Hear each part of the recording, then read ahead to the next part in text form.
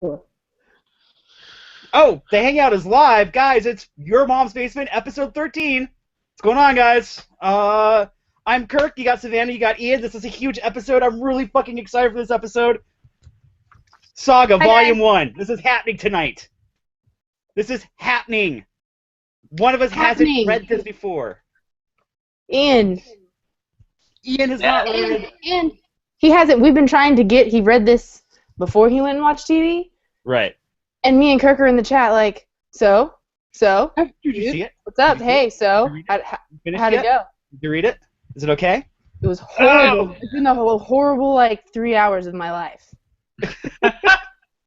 And we're like, I know he's just in the chat giggling, like, I'm not going to say anything to these Oh, guys. I Oh my was. God. I was seriously telling my friends that I was watching Game of Thrones with, like, watch these bitches squirm. Oh, it was horrible. I'm so mad at you right now. It was, dude, and it worked. It totally fucking worked. Way to go. Oh man. Okay, so basically, let's go over the whole. Let's do the spiel really quickly. What is Your Mom's Basement? It is an interactive comic book club. I wanted to start a comic book club. I couldn't find one, so hence the internet. And a couple of my really good friends are going to help me out with this. Basically, the show's been going on for about 13 episodes now, and we pick one book to read at the beginning of the week, and then we read it, and then we tell you to read it, and we all meet here back at 8 o'clock on Sundays, and we all talk about it. On top of that, there's an awesome interactive live chat. Please hop into that chat for me, answer some questions, ask some questions, get involved, because we're very, very active about that. By the way, are you not watching this live? That's okay. What? Nothing. Watch Nothing? it live. Watch it Watch it live. I was on a really good roll there. I'm trying to get the intro out of the way so we can get into the fucking comic book. Anyways, if you're not watching this live, it's fine. All the episodes get archived, and also the comments down below keep the conversation going, which, believe it or not, a lot of people kind of roll their eyes to go, is that really true? I'm like, yes, I was actually answering questions from the last 3 previous episodes with people who are catching up and reading things. Someone actually commented that they had never read Lock and Key before on one of our videos this week, and was very, very excited that they had 6 episodes of, like, so much YouTube content, nerds talking about their favorite comic to get caught up on, and that was really exciting to kind of like find and discover. So it works. We're really excited for that. In any case, okay, so we got the chat going, and we're gonna just freak out about Saga tonight. I'm really excited for this. We might get to single issues. It depends. Yeah, if there was something that came out this week that you want us to talk about that we have next to us, throw that in the chat for me really quickly. But let me see. People in the chat tonight, what's up, Samurai Ox? We always appreciate when you're here. You're Ronin, dude, I still need to get back to you, but you keep giving me all this abundance of information, and I will find time to talk to you. Thank you so much. He has been like the biggest supporter of this show, and he's been trying to help us out. And then Mr. Sheldon. Mr. Sheldon is actually also the co-owner with me over at Deus Ex Comica that all this has been a part of. Sheldon, welcome to the show. I'm going to give you a lot of shit tonight. Good to see you. Also, what else, dude? Oh, Josh. Josh is in. He's saying that Saga is really good. That's pretty much all you need to know at this point. We're just going to talk about Saga. It's really good. So first off, Kirk and I love Saga. Saga's like, Yes. you know, at the bottom of the comic book pyramid, Saga is a foundation book. So Ian has never read it before, and he's been avoiding it like the plague. Mostly out of stubbornness, because everybody's like, oh, you should read Saga. And he's like, I'm not going to read Saga because everybody's telling me to read Saga. So now Ian has read Saga. That is true. Yes.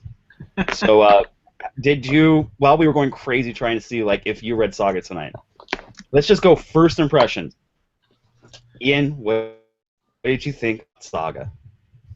What did I think of Saga? I really liked it. I really enjoyed it. It was really fun. I totally see the appeal. I mean, it was definitely really good. Definitely, really. I mean, are you asking for my entire opinion, or just tell me what you thought about the stock? Yeah, I just needed your first impressions. I just And needed the to make will. sure that we didn't force you to do something that was terrible or horrible that you didn't really want to do. Okay. The stock is the spider lady, right? Yes. Yes. Okay, I thought, okay, first of all, I just have to say the art is just amazing and beautiful, and I couldn't believe that whoever drew this managed to create such a cohesive such a cohesive world fits so well together, especially with all of the abundance of unique creatures there are in this world. But Yeah. anyway, so I just wanted to get that out of the way. And the stock, she was really great. I really loved her. I thought she looked really badass. Um, I and then the Will is the guy with the lion cat, right? Yes. Toads have a crush on him. I love the lion cat. I Oh, totally right? see why everybody's obsessed with the lion cat. I'm actually gonna do an embroidery job for my friend of the lion cat, and I understand why she loves it so much. I just ordered mine. I can't wait. I've had mine on pre-order since friggin' January. I guess they're supposed to happen any day now. Yeah, they actually came out with. Well, we'll get to that in a second. The plushie. Yeah, it says lying. It goes like lying. So. That was my lion cat impersonation too. I think. Yay! And I guess I can just move on to like the appeal. I understand this comic is for everybody. I did tell my friend Space Wolf that it was kind of like the CW of comics. This comic book is for everyone. Blasphemy! It is for everyone. This comic book has the story of the underdogs, which, you know, you can't help but root for them, and you want them to be happy, and you know that their destiny is just full of doom and gloom, and I see that. I see it's your stereotypical Romeo and Juliet story. I really dig it. It's very original. I'm going to continue with it, believe it or not. I really liked it.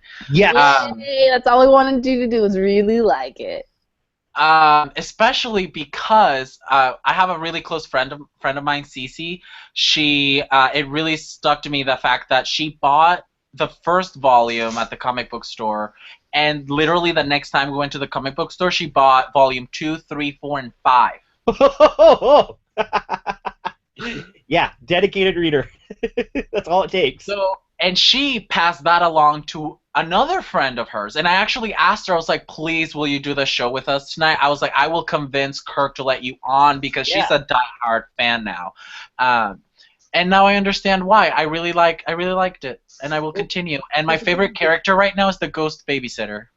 Oh yeah, Isabel rules. Isabel rules so like one of my favorites. Yeah, one of my favorite characters. So this comic book has one of the biggest fan bases of any comic book I've almost ever seen. Like on the internet, everybody loves Saga. People who love Saga like fucking love Saga. So yeah, we're obsessed.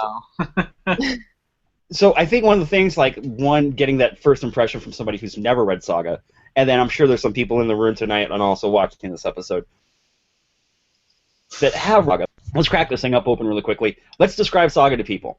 Saga is an ongoing comic right now. As of this episode, it is on issue 36, 37, right about there.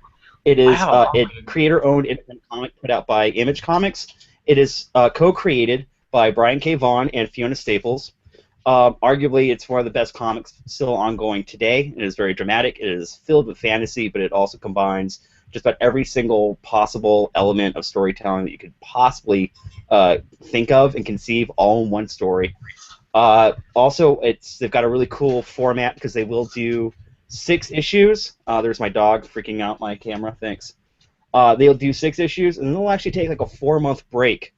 And then they'll come back and then do another 6 issues. So each chapter and each like story arc is split up that way, and it actually makes a really satisfying reading experience. And I'm glad that this is such a creation. I swear, do not knock over my camera, dog.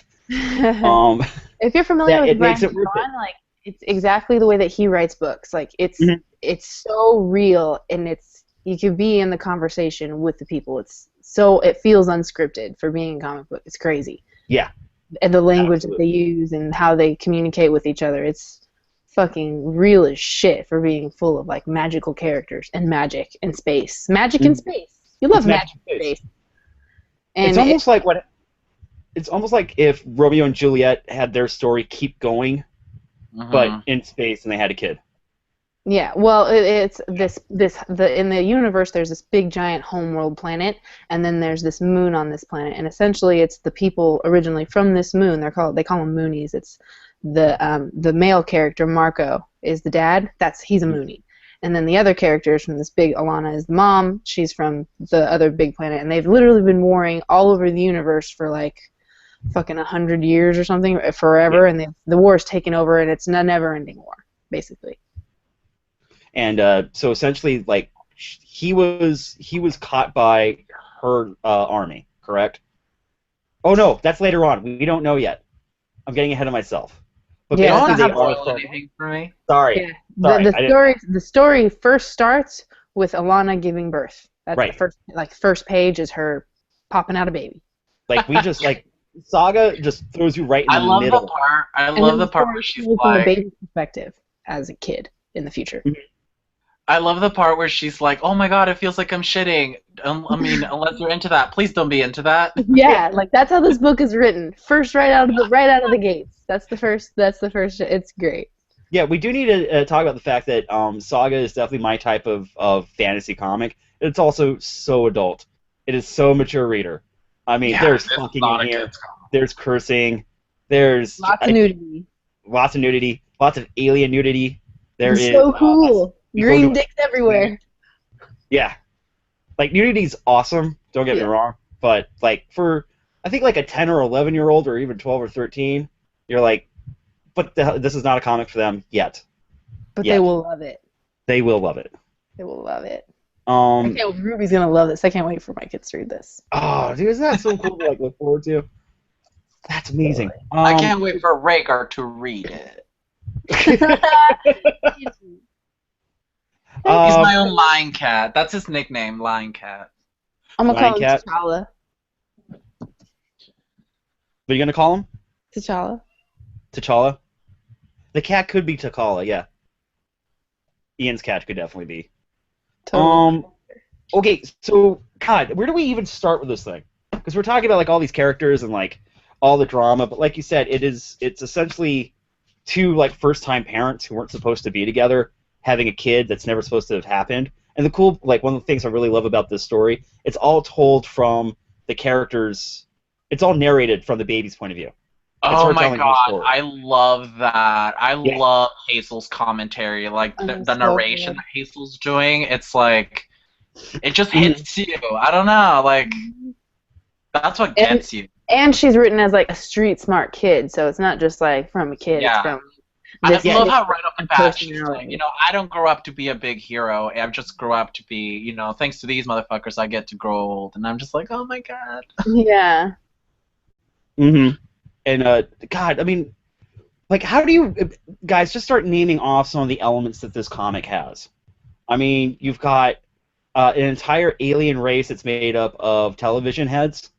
Oh yeah, that's the homeworld planet's royalty. They're called the Blue Bloods. Prince Robot the Fourth. Yeah. Oh yeah. See, Ian, visuals. I love it. Ian's on top of it. Okay. Let's check it out here. So what do you guys want me to show? Because right now we're in the birth scene, and they're in the back of an old body shop because they're on the run right now. They're being hunted by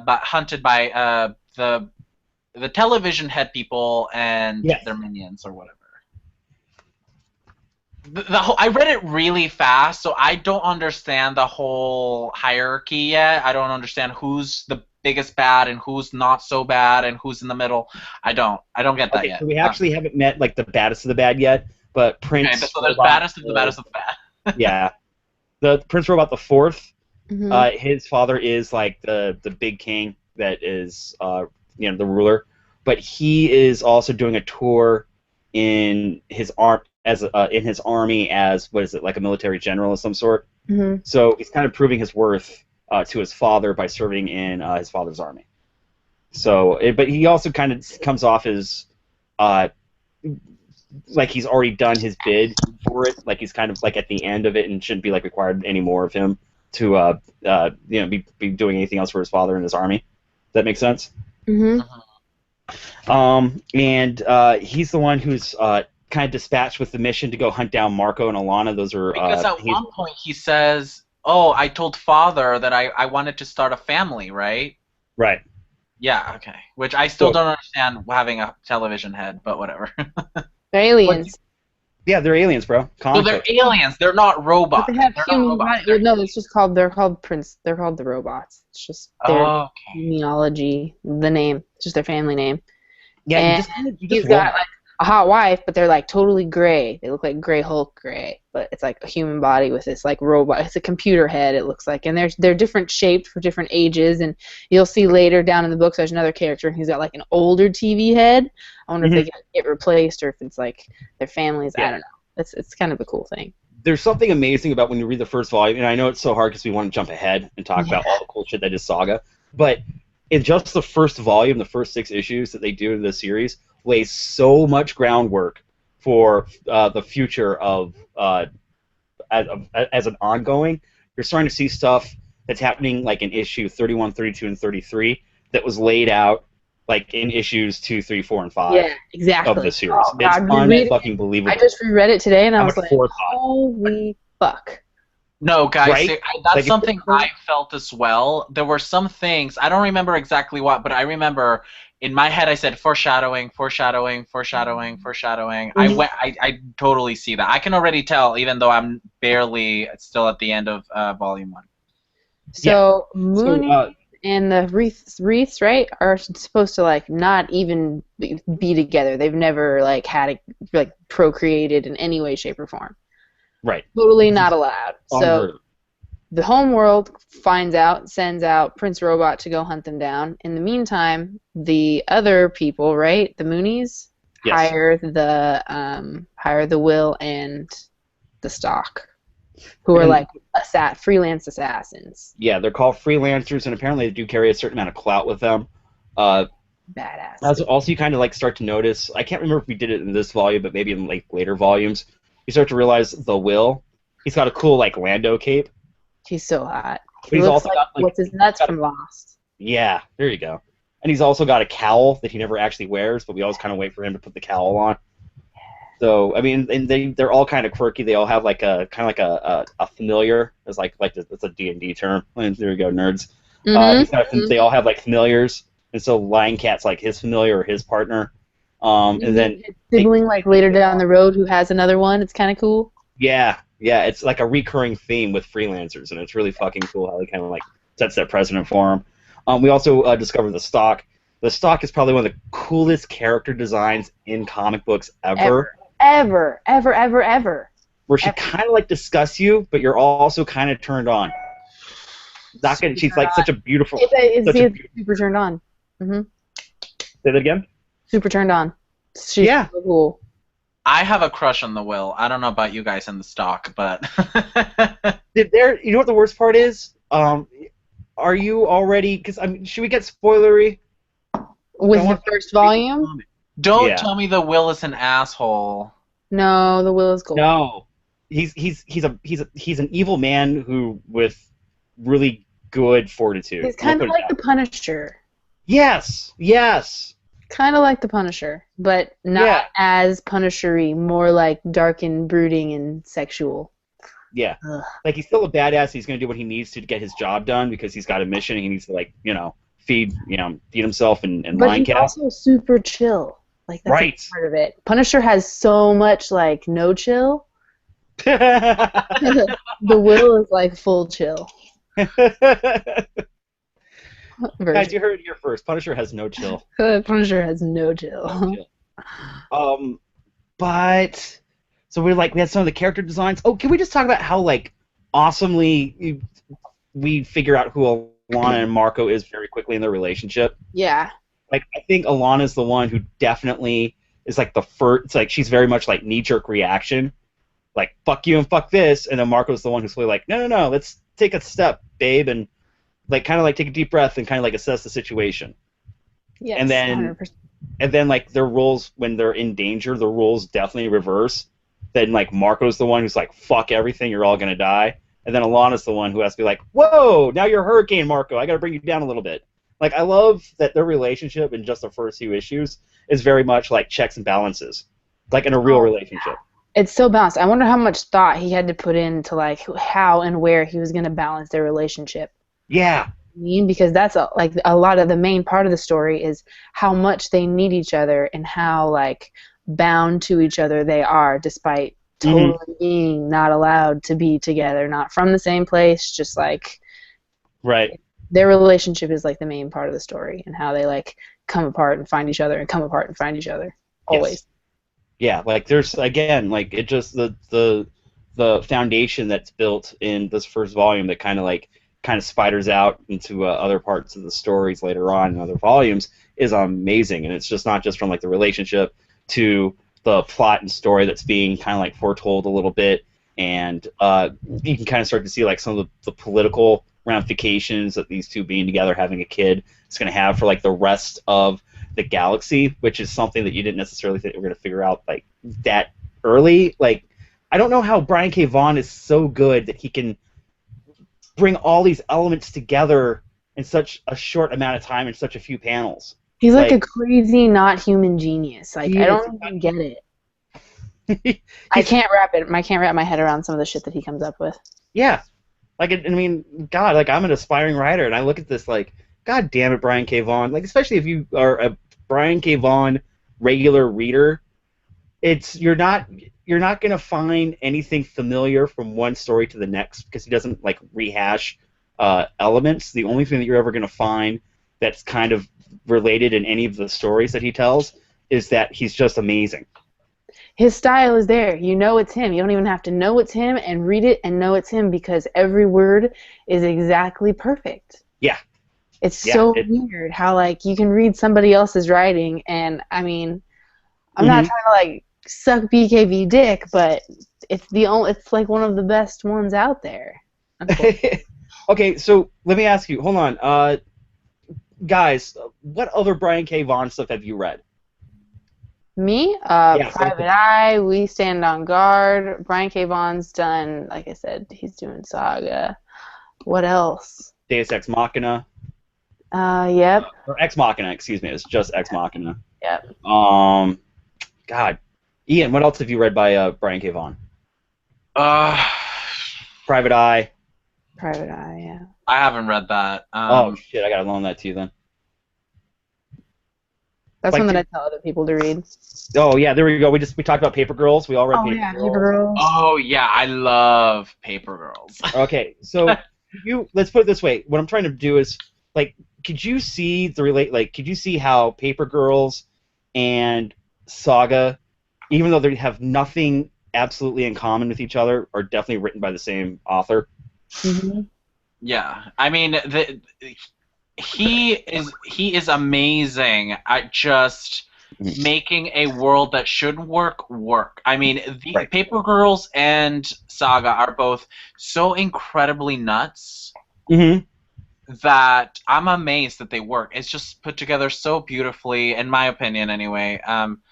It shouldn't work, but it does. Right. Nobody else could write these stories. Exactly. Like another one Sheldon just pointed out, dude, Why the Last Man? If you guys have yeah, Why the Last Man? That's the fucking biggest one. Holy shit. Yeah. Why the Last Man is one of the most amazing books ever written. Mm-hmm. Like, I think it's like 5 books, right? 1, 2, 3, 4, 5. And it's getting a TV show, right? I hope so, and it has to be done right. Yeah, first it was going to be a movie, now it's looking like a TV show. But again, like I'm the same guy who's like, I want the BBC to take that. I want like someone who's really good at doing serials to take it over. Like, I'm freaking out over Preacher tonight. Like, God, I hope they don't fuck that up. It looks good. It looks good. It looks right. It looks great. God, I hope it doesn't get fucked up. Did you get the little book that they made of the characters that they slipped in last week? Oh yeah, it was really cute. Did you get that? Yeah. I was like, oh, they made it match. Yeah. That's why I thought it was cute. I was like, this isn't necessarily as violent as what, you know. And it's basically like one of the first issues of Preacher, but then they did the cover with the people that have been cast in the show. Yeah. Don't worry, we're definitely gonna talk about Preacher. In fact, I might even start doing like Preacher wrap-up videos the day after. I'm really excited. I will do those with you, bro. Oh, dude. We're gonna do that. I'm so down, because especially if we do it right after the show and I'm all amped and crazy, it'll be fun. Hey, so freak out. one of the things I want to do, because I want to ask Savanna this first, but Ian, I'm going to say yes. So I'm just going to say that answer now first. Do you think the amount of nudity and breastfeeding and real parent shit that they show in this book is necessary for the story? Are you asking me or Savanna? Yeah, either of you. Oh, yeah. You're like, oh yeah, next question. Yeah, I think it absolutely needs it. It's not too much. I mean, I don't know. It was getting rough there when the will was at 6 stillion, and I just saw like a 6-year-old girl. I was like, oh my! I was scared to turn the page. Yeah. But then the will did the right thing, and I was like, oh my god, my hero.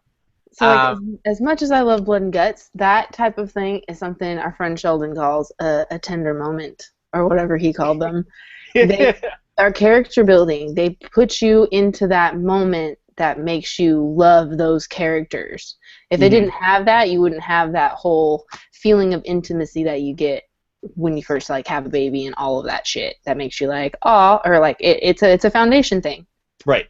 That's all that is straight foundation. This is the direction this book is going to go. If you have a problem with it, turn back now. Right. I think like this comic definitely gives you enough like opportunities and chances to be like, hey, look, this is where we're going to go with this stuff.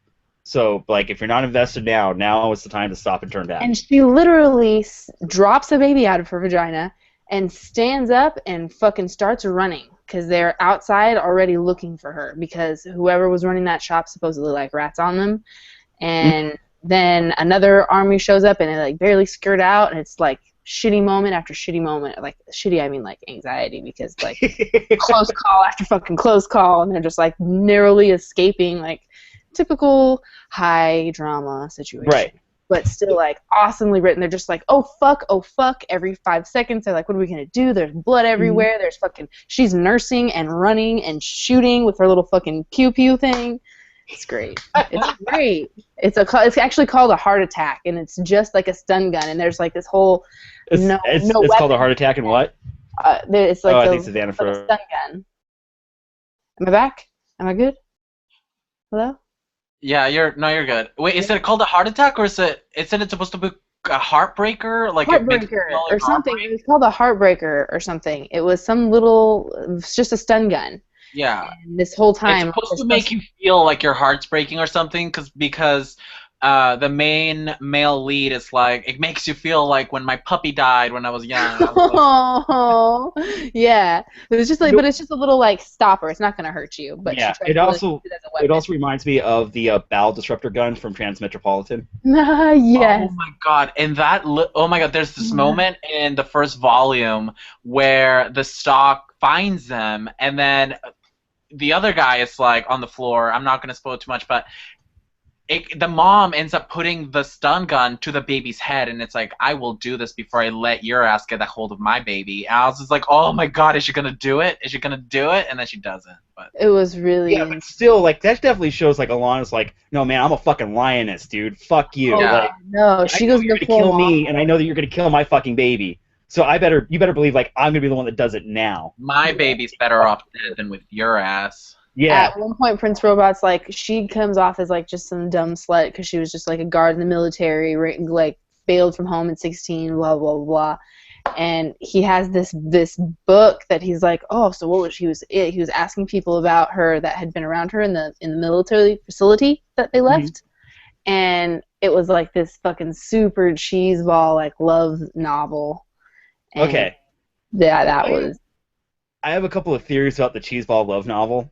Because we meet the author later on, and by the way, we're definitely going to have to do future episodes of Saga, because we're going to talk about this shit. We'll do them every so often. But there's a really cool, nice little underlining message that Brian K. Vaughan has in the series that I really do appreciate, and that us as readers and us as comic book readers, people will look down on comic books as like, it's just fluff, or it's just pulp, like entertainment, like the novelization that we're talking about in Saga with like the romance novels.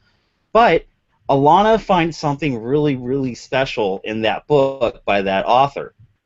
and I kind of want to like relate the fact that that's kind of like a little wink and nudge and like love note from Brian K. Vaughan to his readers, because you know that Vaughan is talking about very serious, very real issues that are kind of special to him and special to the people that read his stuff.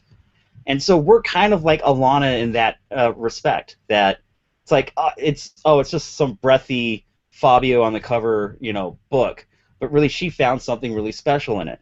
I feel the same way about comic books. Like people are like, oh, dude, it's just tights and spandex and capes and whatever, and big boobs and big muscles. But like I find something really special in comic books. Like Ian loves reading comic books because he tries to learn from them. Like it's a really cool little nod to the outside world. It just looks like a dumb romance novel, but to the people that are reading it, it's something actually really special because the author's trying to convey a really like cool message. That's just my little 2 cents I'm going to take away about like that breathy little romance novel. But if anyone thinks I'm wrong, comments down below. Go ahead. Dare no, you. you're not wrong. I feel like every piece of literature out there, someone will find something special in that piece. There's always something to take away from something. Even if it's a piece of shit, then you can say, okay, that's something not to do in the future. You know what I mean? Yeah. Totally. But what I like about like diving into a fictional world, especially in comics, it's that I learn a lot of live lessons from them, and also when you read a story like the one in Saga, your problems in real life don't seem so bad. You know what I mean? Mm-hmm. And it kind of helps you find the strength to continue on in your own life with your own problems, because these characters could, with their adversity, in my opinion. But I don't know if other people use comics that way. I definitely do. There's nothing like an impending apocalypse to take my head away from like my bills and shit I have to do and pay. You know what I mean? No, I mean it might be like an escape, and it is for me. It's totally an escape. Like I like escaping my reality and like using my imagination and diving into other people's imaginations. Yeah. But if anything else, that definitely makes it makes us as readers a hell of a lot more fun and interesting than anybody else who doesn't. Like, if you don't read, I don't communicate with those people. I don't know how to.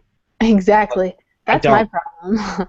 I've dedicated so much of my life to this already. Mm-hmm. Like, it's a part of my schedule. Yeah. I know it sounds shitty, but I love the characters, and I love the books, and I like all the different things, and I love the industry a lot, too. That's a big part of it. Mm-hmm. And I just like reading all the things. Just reading all the things. I just like reading all the things. Yeah, but I mean, I think Ian kind of nailed it on the spot there. It's like it's a healthy escape, and it's one that actually kind of like grows you a little bit. Yeah. Because reading is awesome. Reading is cool, and someone needs to convince the kids. Come on. There's something that I live by, and I don't know who said it. I think it was George R. Martin. Probably wasn't, because I just don't pay enough attention. But there's this saying that says, the person that doesn't read only lives one life, but the person that reads lives thousands.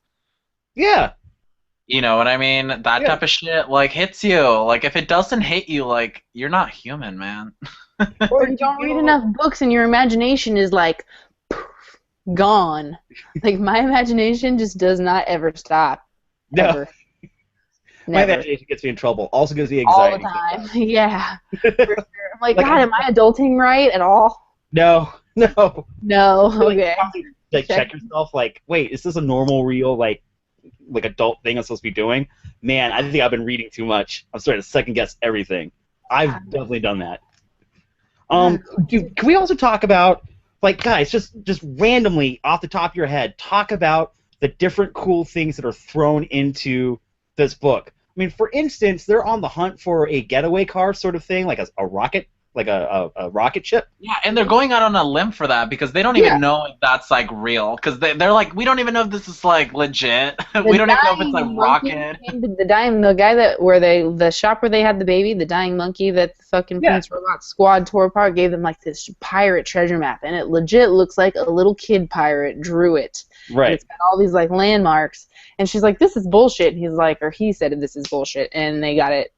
She's like, how much crazy shit have you seen here? We might as well just follow it. And so they go follow it, and then they see, like, the war at the one place, and he's like, well, it's fucking accurate though, so we should go here. Right. And then so they go to this place called the Rocket Ship Tree or Rocket Ship Forest. It's a forest that grows rocket ships. It's a forest that grows rocket ships. It grows rocket ships. It's a forest where rocket ships grow. And it's got this fucking hobbity-looking door. Hobbit door. And you have to make a sacrifice to be able to go into it. So he sacrifices something. And then he goes into the rocket ship, and then it just takes off. And she's like, how do you drive this thing? And she's like, you don't drive it, it just goes. I like the fact that it's like, by the way, if the rocket likes you enough, it'll be up for suggestions. But basically, you're just along for the fucking ride. And then she's like, can we please go here? Yeah, it's a ship that's grown. I'm sorry, can I? It's a tree. It's a tree. It's a sentient tree. It's a pointy tree. It takes off. That is so awesome. Oh, by the way, the giant TV robot head aliens, their hands can turn into giant guns. Oh, yeah, like he does magic. It is the best fucking series ever, guys. Like, he does spells and shit, and he's like, I need something for this type of spell, and he's like, I need a secret that nobody else would tell something or whatever. And I forget what she goes. And she's like, she says something. He's like, that's not a secret. Lion Cat says lying, I think. Or no, not Lion Cat. But he's just like, that's bullshit. That's not a secret. No, are you talking about when they need a spell to break away from the vines? And she's like, I need a secret. And then she's like, what was it? It was something stupid. And then she's like, no, do I need to, like, tell you the definition of secret? And she's like, well, I like the taste of my own breast milk. And then it works.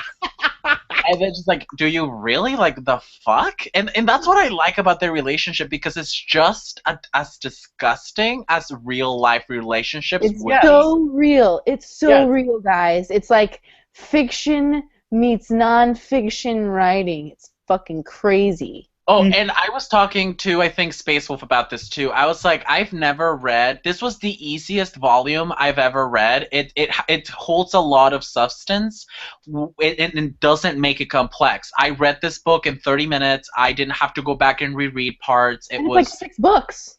It was like a super easy read, but every page holds so much substance. It's good. It's good. You guys were right. Yes. Yay! I'm so excited because this is only part 1. Later on, we'll go back and revisit it. He said I was right, guys. Did you hear that? Yeah, Savanna has always been. Everything you've recommended to me so far, I've loved. Well, Saga was a no-brainer. Saga was a legit no-brainer. Like, oh my god, on a limb with Kaptara, and like I fucking appreciate that shit. Right. I love Kaptara. It was so cute. Dude, it was so cute though, and it's fucking hilarious and fucking horrible. I love it. You guys are getting me into sci-fi. Like, I've never been a sci-fi person, and little by little, I can sci-fi books out right now though.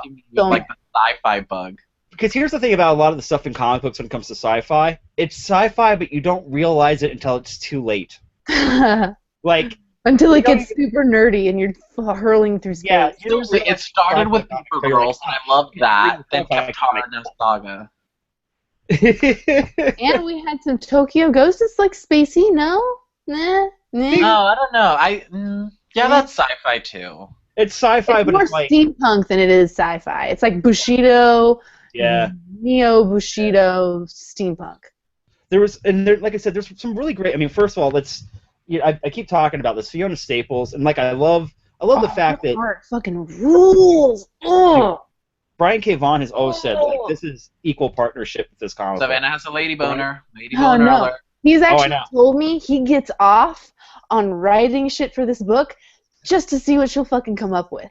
He's like, I'm gonna write this, this, this, and this, and she's like, how the fuck? And then this is her interpretation of it. He's like, fucking yes. Perfect. So there's this one part and further down where they have to like jerk off a dragon to get dragon jizz for something. Yep. And it's fucking the most amazing thing I've ever seen. Yeah, there's actually dragons in this series at one point, but it's a dragon that's pretty much sucking itself off. Yeah. Is this spoilers? Well, I mean, it's kind of a reason for you to keep reading, isn't it? It's a reason to keep reading to see why I have to do this, but I don't think it's a spoiler. You don't know when it's gonna It's a happen. fragment. There's gonna be a dragon sucking itself off. It's Read fucking Saga, weird. guys. It's weird Oh my and God. awesome at the same time. And Yeah, there's if you really are crazy reading things in Saga, that. you better have a fucking big open mind. Yeah, You're not allowed to open be. that shit all the way up. Actually, if you're a huge prude and this comic doesn't sound like it's for you, read it anyways. If prudes don't And then read just- comic books, Yeah. they read Green Yeah, Lantern. I just want to clarify. I'm not a prude. This was just so shoved down my throat through my butt, like to the point where I just didn't want to read it. Take it all. Were you almost a little tired of like hearing about the Saga? I mean, especially if you run around like in a comic community like group, aren't you? Were you just a little like inundated with like, yeah, I fucking get it, Saga, dude. Just everyone shut the hell up. Look, Yeah, now you can sit with us, Ian. Oh shit. I'm glad that after 13 episodes, this is my in. This is my in, man. Saga is a foundation book. If you Mhm. like indie comic books, you have to read like the BKV staples. You have to read Why the Last Man. You have to read fucking Saga, and you have to read Private Eye. Have to. I want to do a Private Eye episode. I don't want to do too many Brian. So K. Vaughan essentially, titles. everything Brian. All the BK bonds. Yeah. All of them. And there's more there's other ones that we're forgetting. Little shorter ones. I mean, well, Vaughan. I mean, what? Vaughan also was a co-creator with Rucka on Gotham City PD, wasn't he? Am I screwing that up? Rucka. Comment section. I need you right now. No. Chat section. Gotham Central? Yeah, wasn't he a co-creator on that? I was Brubaker, Rucka, Lark. Oh, Brubaker. I'm thinking of Brubaker. My bad.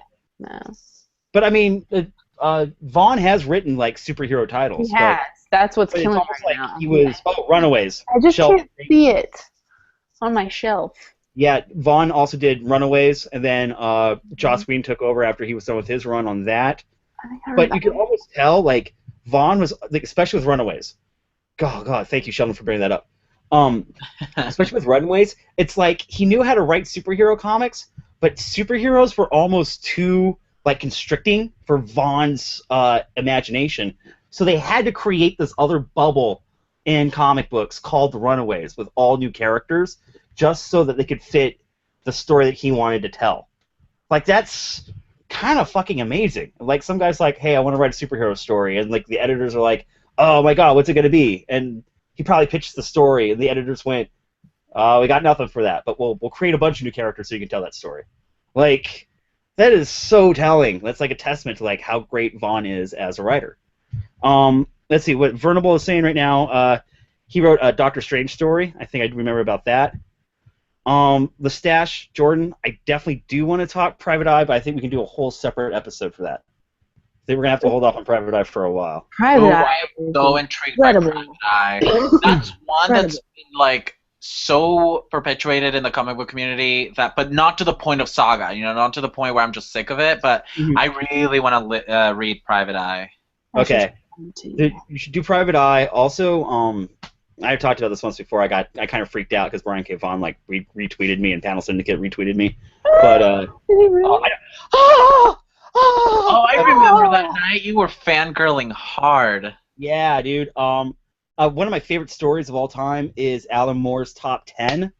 And it was like, after I read Top 10 and then after I read Private Eye, there was like this amazing eye-opening moment where two of my favorite comic book stories shared like the same genetics. And I was like, I'm pretty sure one was influenced heavily by the other, and then Panel Syndicate was like, whoo, that's interesting, and retweeted it, and my head exploded, and it was amazing. But if you're a big fan of this, then go read Private Eye. If you're a huge fan of Private Eye, I cannot highly recommend enough the first part of Top 10 by Alan Moore. And That was, We I Stand think it on was. Guard. What's that? And We Stand on Guard was fucking amazing. Oh, We Stand on Guard. I mean, We Stand on Guard was him getting political in comic books. That's one of the newer one. Canadian Wasteland, War with America, giant mecha fucking Wolverines. Yeah, it was like Red Dawn meets Pacific Rim. Yeah. In Canada though. Dude, did I just date myself? Does anyone know Red Dawn? Yes. Okay. Not the remake. The remake was horrible. Go back and watch the original Red Dawn. Go Wolverine. Go Wolverine. God, I mean, what else? Chat. Chat room. What would you guys like us to talk about about Saga? Oh, please give us like something to talk about Saga. It was good. Yeah. I want to see what the people that are watching think about it. Guys, we've got a lot of Saga readers in the chat tonight.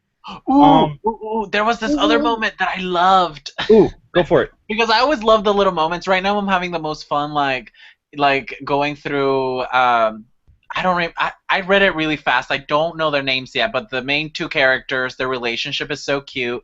There's this moment where like one of them is like dying, and then he's like, "Oh my God, tell my bride that I love her, Gwendolyn." And she's like, "Who the fuck is Gwendolyn?" In the middle of like trying to save his ass, and at one point she's like, "I'm gonna fucking heal him so I could kill him."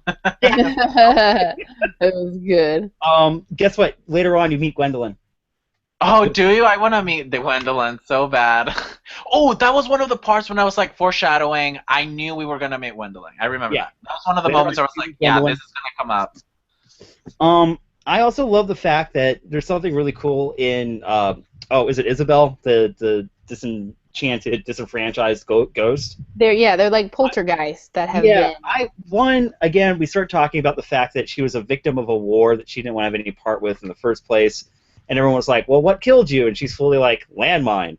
Don't know who planted it, but just because there was a war, like, she was the one that had to pay the price for it. Yeah. The fact that she is also, by the way, now we're up to magic and ghosts and political drama and real-world family issues and relationship issues. This is all happening in the first 6 issues of Saga. And parenthood. Yeah, dude. So I love the fact that Isabel is just straight up like, look, I've got a second chance. I'm a ghost. You guys want to get the fuck out of here. Bring me along for the ride. And so there's actually like this cool like way out that she can get off from haunting the planet, that she can be attached to someone else's soul who was originally born on the planet. And both Alana and Marco were not natives to the planet, but because Hazel, their baby, is, now she's like connected to Hazel and becomes like an unofficial babysitter at night. Like a poltergeisty fairy godmother. Yeah.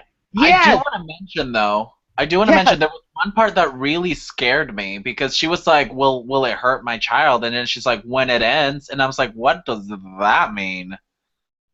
I mean, probably because she's going to be there until the very end. Till she dies. I think it's like a lifelong thing. It is like a life. Okay, so is Isabel like a permanent thing now? Because I love her. She's my favorite now. She's fucking adorable.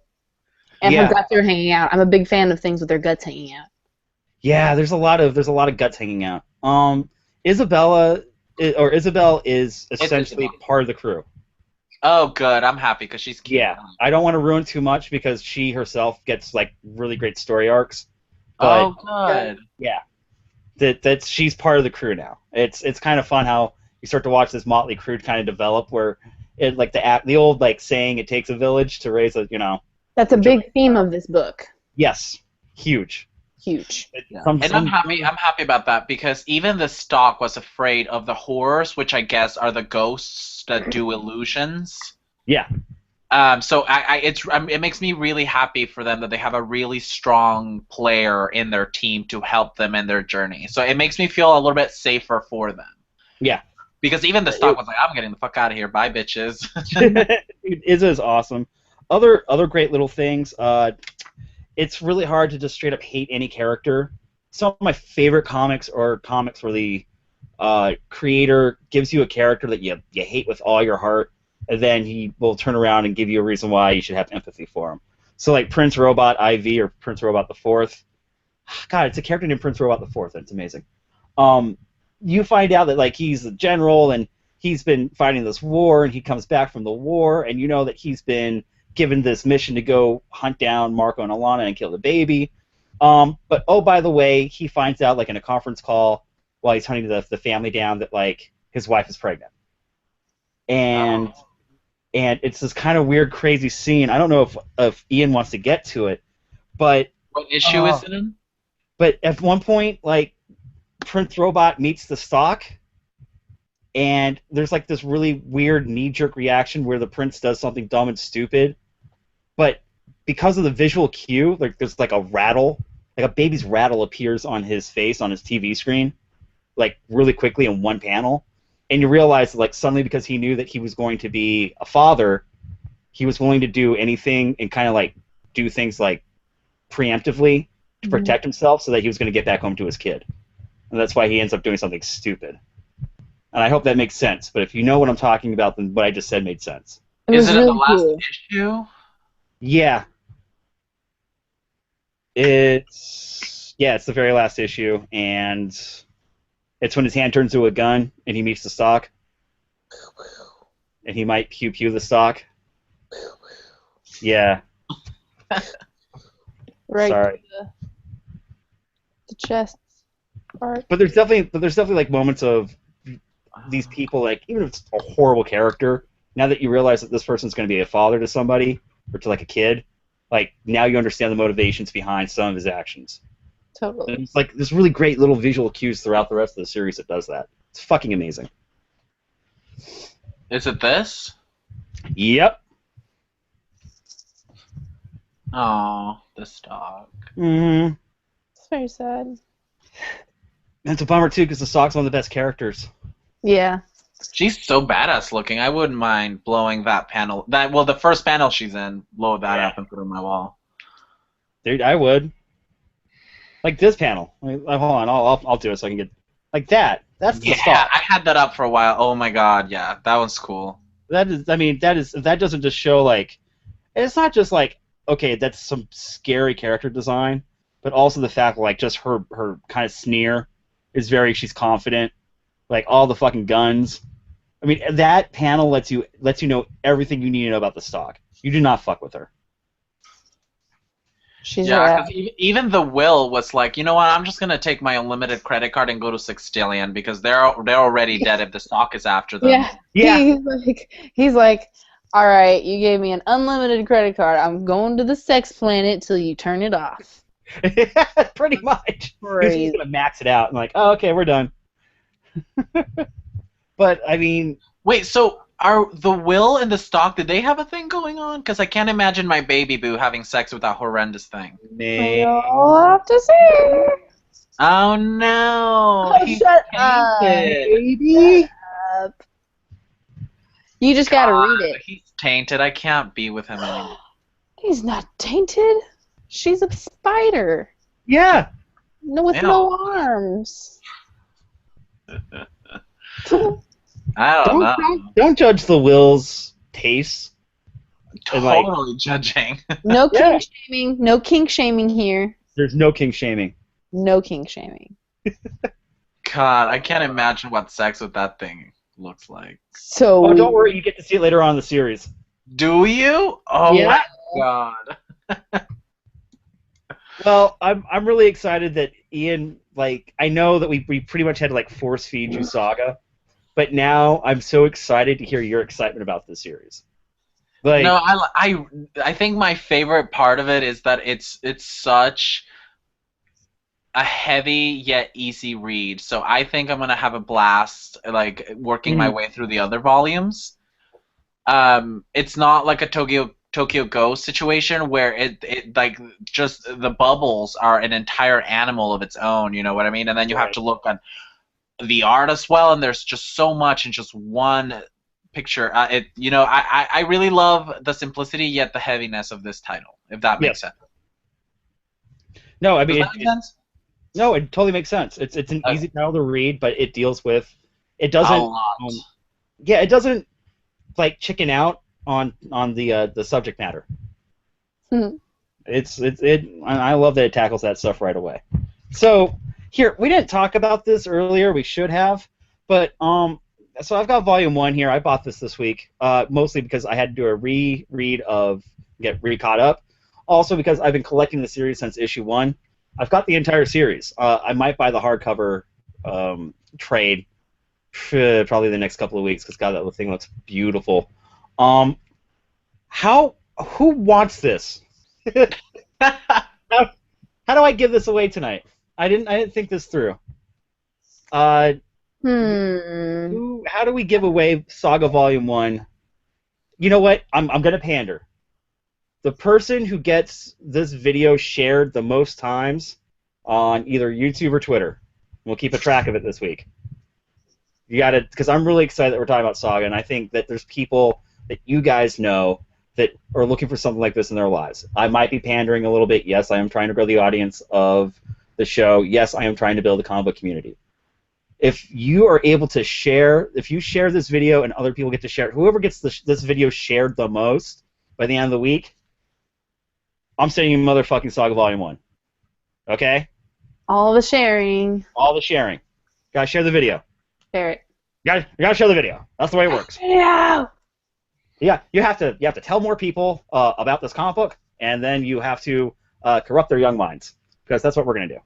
Or They're old minds, because all y'all I know are old fucking geezers. Yeah. So go help us pervert young comic reading minds with Saga. I know you can do it. Is there anything else we want to talk about with Saga tonight? I think that was a really good introduction. Get people hooked like a drug. Do you know anybody that doesn't like Saga? No. I don't. I don't know a single person that's read that thing. Single person that's read it, that I know has read it, that said, "Oh, this book fucking blows." Yeah. Nobody. If I haven't they met do, anyone. tie them to a stake and set them on fire. Yeah, basically what you have to do is the same thing they did in Clockwork Orange. You just sit down in the chair and they do this with you, and you just force them to read Saga. Force it. Force it. It's awesome. Ian, I'm so excited that you got excited by this. I'm really into it. I'm excited. I'm excited that I have another title to... I'm excited that I have so much to get through. Mm-hmm. Yeah. There's 36 issues. And you saw how quickly you read this thing tonight. It's going to fly by. It gets so much better. It gets so much better. And you have to understand... I'm scared that I'm going to go through it too fast. So I think I'm going to savor it like a fine wine. There are times when there are times I've picked up a single issue, and I've read it, and it took me 3 minutes to read it, and I went, holy fuck, are you kidding me? And then you pick it up and you reread it one more time, right after you finished it. Especially when it gets to the high-intensity parts where you're just like, oh my god, I need the next one now! Wait until he meets Goose? Goose? Goose? Oh my god, you haven't met Goose yet. He wasn't even in the series. Goose is a badass. Goose last issue in Saga. In Saga? Yes. Ooh. Goose is the most adorable thing ever, who, nothing scares him. It's amazing. Well, he's a baby seal. Let's start with that. Okay, he's a baby seal. He's adorable. Seal. In pants. Yeah, he's got little, tiny onesie overalls. And galoshes. Ah! And then last issue, he took a giant fucking axe and totally chopped someone's hand off. I love Goose. We love Goose. We love Goose. At this point, I'll believe it. I believe a little seal with pants. Yes. People's hands off after reading Volume 1. Who's the character from Walking Dead on the motorcycle that everyone loves? Oh, Daryl. Daryl. Goose is a lot like Daryl. If anything happens to Goose in the comic book, we will fucking riot. For sure. We will burn this motherfucker. That's a goddamn baby seal. Don't touch him. Yeah. I'm telling you, Goose is one of the best characters in Saga. In comic books. Is it Volume 2 or 3? Does he show up Volume 2? I don't think he shows up in 2. I think he shows up in 2. I think he shows up later in 3. Okay, because I have the digitals up to issue 26. Oh my god. Just start reading and call me later, dude. Okay. I'll read more tonight. I think I'm going to read more tonight. I already watched Game of Thrones. Holy fuck, guys. But I think I'm going to use my time after the show to read some more Saga. All right. I'll watch Game of Thrones. I'll watch Preacher. I don't think I'm going out tonight. Preacher is on tonight. Yeah. Mm-hmm. Whoa, that was fast. I'll watch Yeah. Preacher. It seemed like the other day I saw the trailer. And then me and Kirk are going to come back here and then talk about it. Probably. I don't think I'm going out tonight. I think I'm going to watch Preacher and see what the fuck's up. Watch Preacher. Video chat. I want to watch Preacher and video chat. Watch Preacher and video chat with us, dude. Fuck yes. Let's do it. What else? Do I have to be a comic book reader though? Because I haven't read the comic. No, you don't have to at all. Come No, on. no, What kind of they question is that? basically said that they're going to try. There's things they had to change. Read it. Yeah. Like on top, here's the thing. You would love Preacher. I forgot. I've tried talking to Ian about Preacher before, and I was trying to find the right way to sell him on it. Very religious. Well, you were trying to sell me on it because I love Bible mythology comic books. Everybody knows that. Goddamn and Next Testament are like my shit. So it's Bible mythology, but it's also maybe one of the most sacrilegious comics ever printed. Ooh, loves it. Yeah. It's so fun. I can't even. We have to have, like, Preacher is a huge series. It's a huge series. Not only is it a huge series, each one is fucking dense. Wait though. If it's as out there as you're making it seem, what network is this show on? AMC. Oh, it'll be fine. Yeah. I know. Oh, Walking Dead. It's gonna be okay. It's gonna be great. If you were gonna say, like, I don't know, some other network, I'd be like, we're in trouble, guys. But if AMC has it, it'll be good. It'll be good. I'm excited. I'm optimistic. There's things about Preacher that I want to know how they're going to do this. Like, how are they going to, like, are they going to talk about the demon and the angel banging it out, creating the entity Genesis, and then are they gonna look the way that we know them to what they're gonna look like? Like, I mean, it's look like that. The demon got nasty, created this like spiritual Genesis baby. The Genesis baby spirit goes into Preacher, what's his name again? Custer. Yeah. Yeah. But basically, he has the voice of God now. So essentially, his voice will control you to do whatever it is that he wants you to do. Just like how they did Ash vs. Evil Dead, how that was so, like, on point. This Preacher needs to be as right as that was. Yeah. In my soul. Like, how are they gonna describe the inbred descendant of Jesus Christ? We're gonna have to find out. How are they going to explain? How are they going to explain? You're gonna love this, Ian. You're gonna love it. No, I see. This is the thing. I'm gonna love it, which means a lot of people are not going to. Oh. So, are they going to go all the way with this, or are they gonna? I don't know. Like, like I said, how are they going to explain the old guy that looks a lot like Ross Perot, who likes to fuck giant meat puppets, dummies? How would I do, Savanna? How would you explain this thing? My God, cannot even. But we have kind of. It's made out of meats that he likes to stick his dick in. Yeah, it's like a. So he creates meat puppets and then he puts his penis in them. That's just one. That's just one part of the story. Cool. Yeah. Rotting sex dolls. Is one of my favorite comic book creators of all time. He's an Irish alcoholic vampire. He's amazing. It's good. I can't wait to see what they're gonna do with Arseface. Arseface. Arseface. Ooh.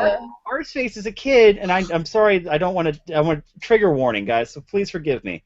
But Arseface is a guy who tried to commit suicide with a shotgun, and then missed and horribly disfigured himself.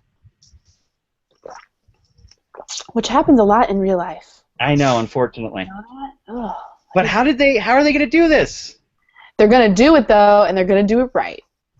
God. Or it's going to be like Walking Dead, and it's just going to be a variation of the books. But Preacher's not as dense as Walking Dead is. No, that's true. It's not as... They might be able to stay a little bit more on track because it's a little bit more laid out there. So we'll see. Let's watch it. Let's all watch Preacher. Let's all watch Preacher, and then I'm trying to. So has it aired yet? Yes. No, and I have DirecTV, so I got it on East Coast. Okay. And then it's coming on again at like 10 o'clock. Okay, I'm trying to find it through other means. It's not on there yet. I was just gonna say, Ian and I are probably gonna have to go find it through other. So we'll talk about it tomorrow. Yes. We'll definitely talk about it tomorrow. Yes. Wait, so are we done, or are we talking about other comics? I want to watch Game of Thrones. It's kind of an intense episode, Savanna. You're going to, like, flip. I'm so ready. Ah! Was there any one or two comics anyone wanted to talk about tonight, or are we just slow or like Saga load tonight? Or should we drag it on so Savanna doesn't watch Game of Thrones? Yeah, you're gonna have to wait for Game of Thrones later. It's a bummer. Whatever. I'll talk about Civil War. That'll bore Ian. How about that? You want me to talk about Civil War 2? It'll be very boring for you. No, let's talk about something It's actually more really awesome. Okay, so real quick, Civil War 2, because I told my Instagram people I would talk about it real quick, is it starts off with Captain Marvel, War Machine, and She-Hulk, and a few Inhumans. But it starts with She-Hulk, a super fine apple in like a suit, Jennifer Walters, talking about Civil War things and a case of innocence, and then it goes to Rhodey and Latveria doing things. Oliver Copiel does the art. It's really, really good. And then it goes to like Ohio State University where some kids are in like the quad, and then Terry comes and turns a few kids into Inhumans, straight into cocoons, and then they flash to fucking the headquarters of the Ultimates, Captain Marvel talking to like her old dude bro, talking about some things. Again, Oliver Copiel does the art, really, really awesome. And I love Captain Marvel. If anybody knows who that is, she's one of like the coolest, strongest, most badass chick characters in the Marvel universe. We love Captain Marvel. Go Ultimates. Go Reba Ultimates. And then we go to the SHIELD helicopter, and fucking Jennifer Walters soaring through the sky onto the helicopter, looking so rad. Like, can I be her, please? SHIELD, Jennifer Walters, me, paint me green, give me jacked. I want to be that right now. Savannah's lifelong mission is just to be She-Hulk at this point. She's on her way. I'm on my way. She's gonna be the sexiest She-Hulk ever. And then like fucking and then it shoots to She-Hulk talking about like the case that she was doing. Homie got like shot or whatever, and she didn't know. And then they're like, "Oh, are you okay?" And he was like, "Ah."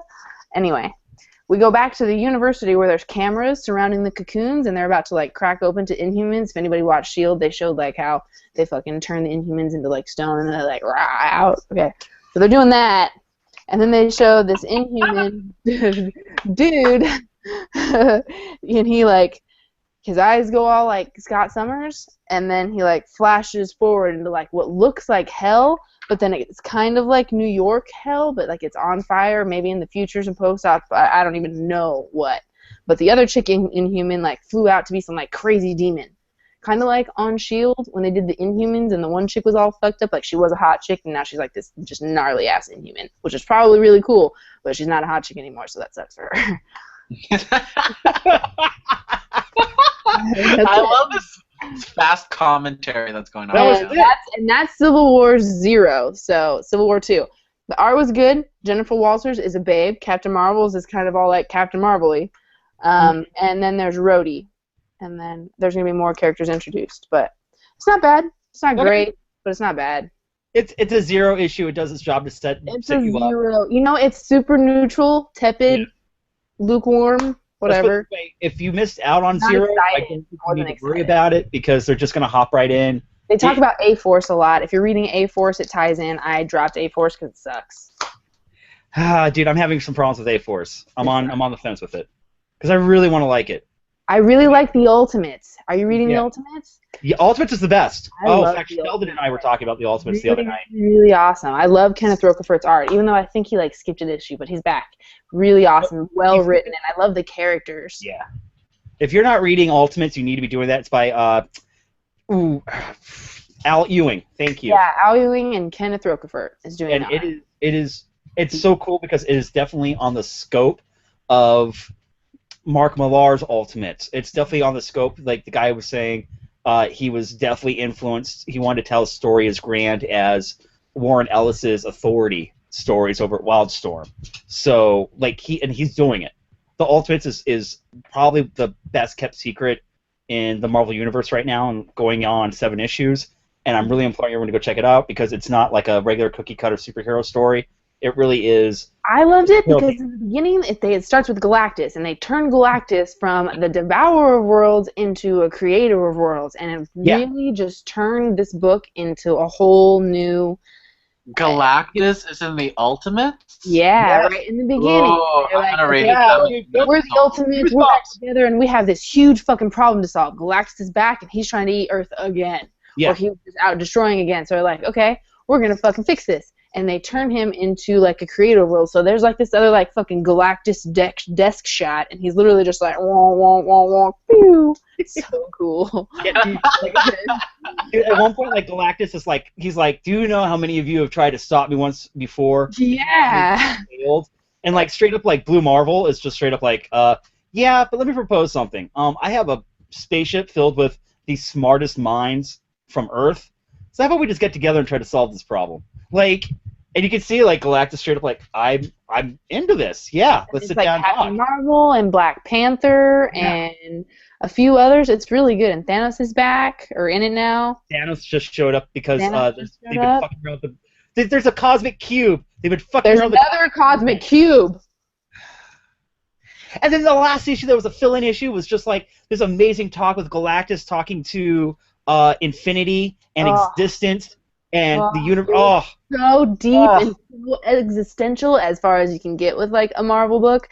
It was really good. I'm super stoked about Ultimates these days. Yeah. It's one of the better like. Dude, if the way that the Vision is existential dread, like looking inward. Did you finally read that Vision book, Sleepyhead? Hey, Ian over there sleeping. Did you read the newest Vision book? The one with the Scarlet Witch? No, not yet. Oh, you gotta read that one. That is a key issue. Yeah. Like for as much as like the Vision is like existential, like looking inward, Ultimates is existential, looking outward. It is so good. So good. Ding. So good. Ding. Ian, did you read anything this week that you were like super cool about? Ooh, yeah. I think on my first attempt at reading Saga, my ADD took over, so I just read like 10 issues of Miss Marvel. Yeah, it's Miss Marvel. Hold on, I got that. I was good. You guys talk about that because I am still not pulling Miss Marvel regularly. Oh yeah. I'm sorry. Yeah. Miss Marvel, so are you caught up with the newest run? I finished off the first series, and then I caught up to the second one. I was a little bit afraid of the second series because I was scared that it wasn't going to be the same as Marvel, and it was. She's still as cute. She's still as awesome. She's still as fucking adorable as always. The ending of the first series, though, always it got to me. Like there was this moment between Miss Marvel and her mom, and I was like in tears. It's like tender moments. Oh my god, like the mutants / Inhumans have always like been a lot like the LGBT community, and like Miss Marvel and her mom have this moment where Kamala finally comes out like to her mom as Miss Marvel, and she's like, I know honey, I've always known. I know when my kids are acting weird, and I've known since you asked me for your bathing suit. I've always known. And I'm just like, oh my god. And it was just fuck, so good. Miss Marvel is something you should be reading. If you, why isn't everybody reading Miss Marvel? Right. I just keep forgetting to add it to my pull. I will though. Okay, so Miss Marvel is super adorable. Also, G. Willow Wilson is still one of my favorite writers in Marvel Comics. I love what she's doing with Miss Marvel. I really think that Nico Leon's the artist that's been doing a lot of the art since the beginning. If Wilson and Leon ever jumped ship from Miss Marvel, I would cry. But then I know it'd be okay because I know these two would probably work on another comic book together because they work so perfectly. By the way, the newest issue of Miss Marvel #6 has a giant dinosaur and it's adorable. I love dinosaurs. Dinosaurs. Dinosaurs. It's a giant dino. It also has hipster Loki, and a really fun way about how like some of the kids try to resurrect hipster Loki, and it involves like a pentagram, some Latin writing words, and lots of Starbucks coffees. That's in the summoning circle. What else was really cool about this? Captain Marvel is in the series a lot, so it's a really cool little team up. Also, we start to see like a little hint of the Civil War action starting to brew a little bit with Carol Danvers and Tony Stark. Wait, I do have a question though, because I tend to not read big events just because there's just a lot of pow pow, and I'm just not into that. But like, how did Miss Marvel become an Avenger from Series 1 to Series 2? Because at the end of the first one, something weird was going on in New York, and like they didn't know, and it was feeling pretty hopeless there for a second, and then they have this like really cute moment at the rooftop, and then like next the beginning of the next series, she's an Avenger, and I was like, what the fuck? When did this happen?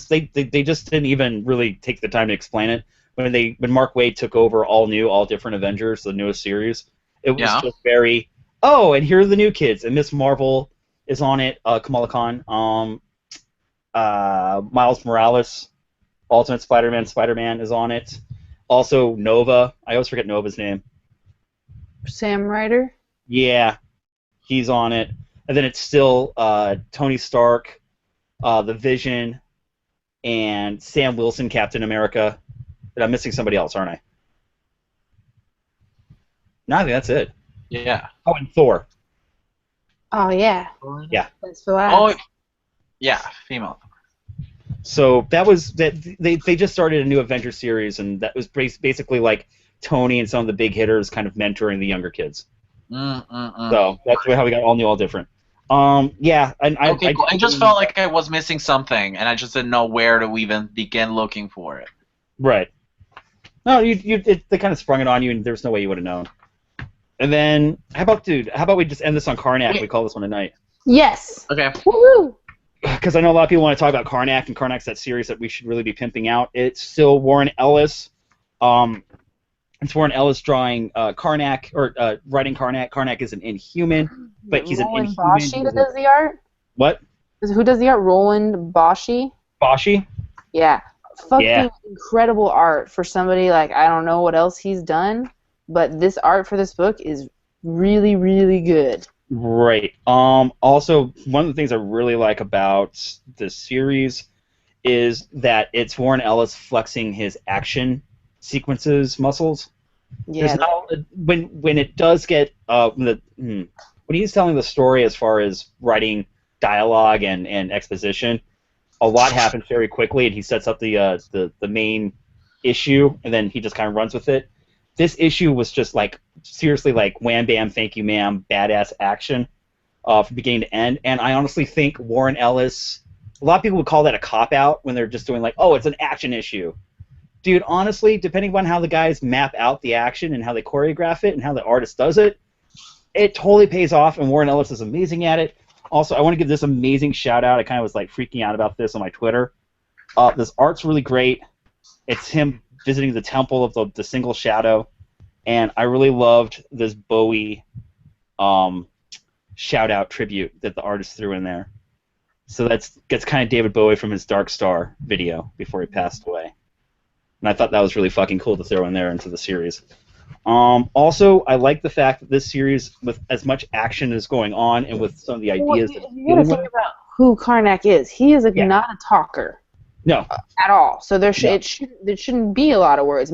I would be offended if this was too wordy, because it's all action in a temple of silence. There should be no words. Right. And you should be able to fucking floor us the way that you do with the panels that he does, like how he'll do like a big panel and like two little tie-in panels with like some of the top panel like leaking down. It's fucking so cool. The layout of this book tells the story. Not even the pictures, the fucking layout. That's so insane from a Marvel book.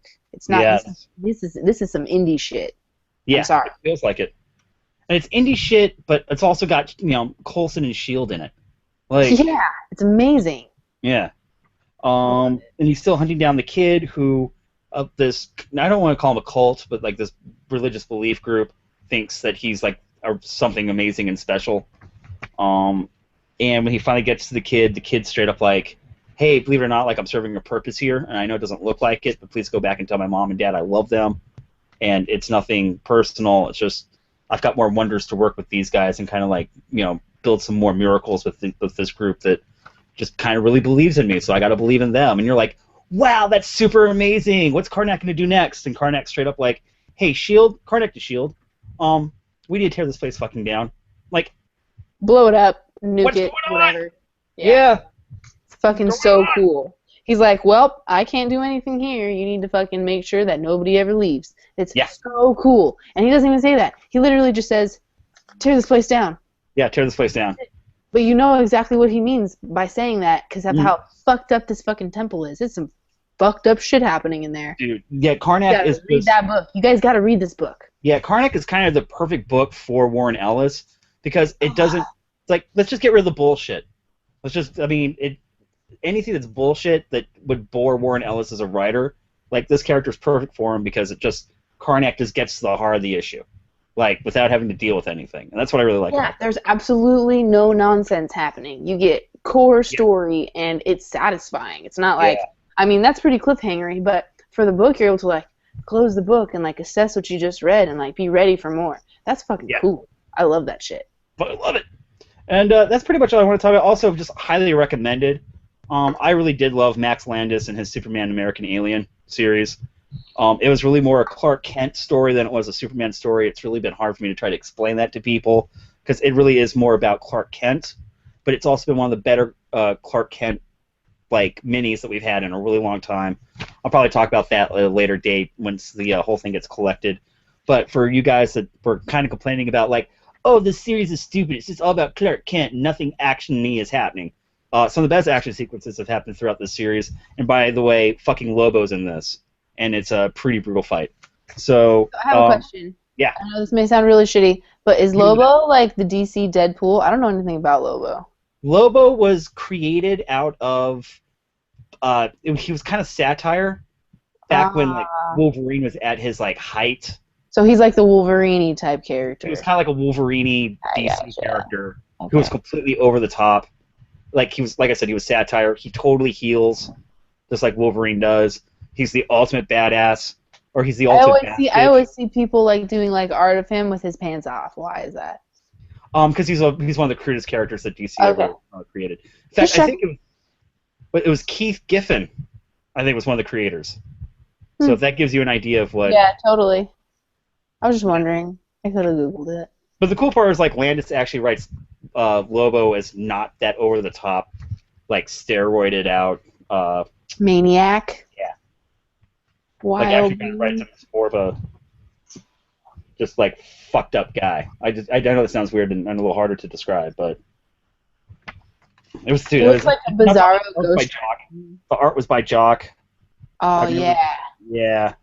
That's cool. So I don't want to get too far into that, but guys, really go give that one a shot. It's hard whenever I'm not a big fan of Superman anymore. So it's hard for me to find Superman stories that really get me. Well, I Talk blame about Bizarre. What about for their that. logo change? Say that again? I said, talk about Bizarre. What about their DC's logo change? Oh, dude, did you guys see that DC logo? I wish I had a picture of it. God. It looks like cattle branding. Yeah. Why did they do that? It looks like it belongs on a cow's butt. Why did they do that? Dude, the new DC logo definitely would hit on your younger sister. They should have gone to like their vintage logo. That would have been cooler. See, like a throwback DC logo. Yeah, it kind of throws back to it, but not in a good way. Really? No, it would have to be like an exact. Yeah. Original. Guys, go look at that DC logo. I want to know how much money went into that just for them to be like, yeah, good enough. Do you guys, what DC titles are you reading? Because the only title I'm reading is anything with Dick Grayson in it, because he is just so fucking hot in everything he's in. Like, I'm reading Swamp Thing, Legend of Wonder Woman, and Black Canary. And DK3. Yeah, I'm Swamp Thing, DK3. I was like hate reading Red Hood and the Outlaws. Reading. I was. But That's now me and Silver Surfer. What? That's me and Silver Surfer. I hate read Silver Surfer. Yeah, but you love Silver Surfer. I know. I love Red Hood. I hate the current series. Scott Lobdell does not know what to do with that character. And I don't think he necessarily needs to have, or it's Red Hood and Arsenal. And it doesn't make any sense. It's such a shame. I feel like DC was doing so good at one point, and now they're just not doing so well. Well, you know what, guys? Next week is Rebirth, so that should be interesting. Is that going to be like Convergence? Mm-hmm. I don't know. I'm the only person that has not read the spoilers that hit the internet this week. Yeah, why do they keep doing like whole makeover revamp events? I don't know. I don't like makeover events. Oh God, here's the thing about Rebirth that someone mentioned to me, and I just went, no, don't tell me anything else. I'll actually read it this week. is that somehow, some way, Rebirth is connected to Dr. Manhattan from Watchmen. What? Yeah. Why? How? I don't know. No. That's No. that's a rumor. I don't know if it's true. I didn't read any of the spoilers. That's baloney. Yeah, it sucks balls, bro. That's baloney. I sent you the link to Preacher, by the way. Love you. Ugh, really? Why? Can't they just leave Watchmen alone? I don't know. Ugh. And somehow it even connects to like before Watchmen.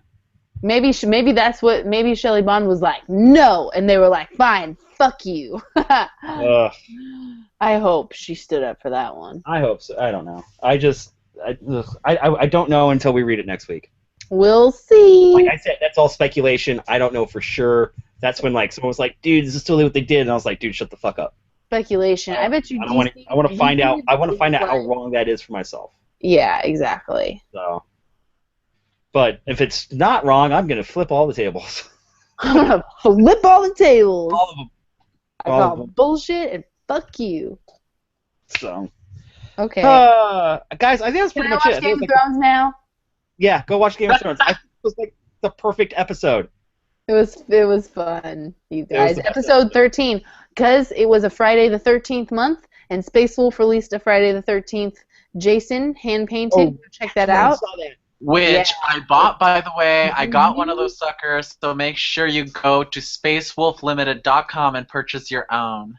Yes. So, 13th episode of Your Mom's Basement, Friday the 13th month. Go, Jason. Saga stuff. Saga stuff. But, by the way, you do need to get over to Space Wolf's website because all this stuff is limited edition and it goes super quick. I know. I was very adamant about being the first one to purchase that fucking Jason because we know how much I love horror. So that's pretty much it, guys. Really quickly, let's just go around. Ian, where can everyone find you on the internets? At Ian Alexander on essentially everything with the exception of Facebook.